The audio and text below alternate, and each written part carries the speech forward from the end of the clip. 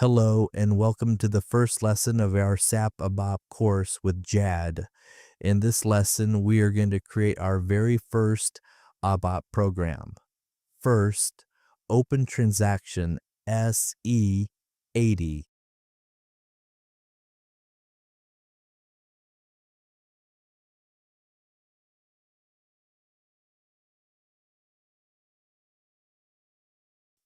Here we can see the package that I have already created. I right-click on the package and select the option to create a new program. Next, we need to enter a name for our program.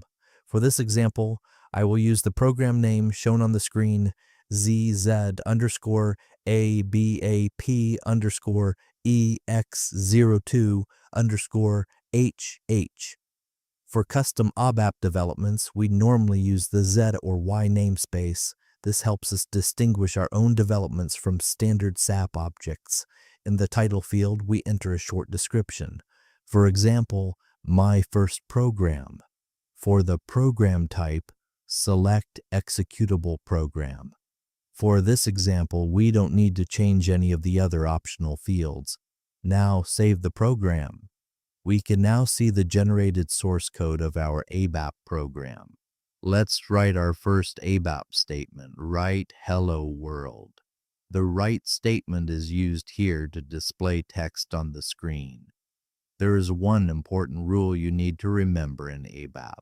Every ABAP statement must end with a period. If we forget the period, we will get a syntax error. Now let's check our program for syntax errors.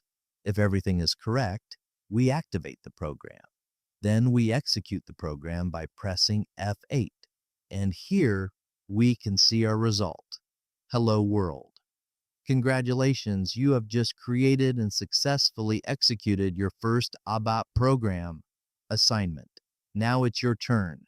Create your own ABAP program and display your name and your country. For example, my name is Max. I come from Germany. Use your own name and your own country. In the next lesson, we will learn about data types in ABAP. Thank you for watching, and I'll see you in the next lesson.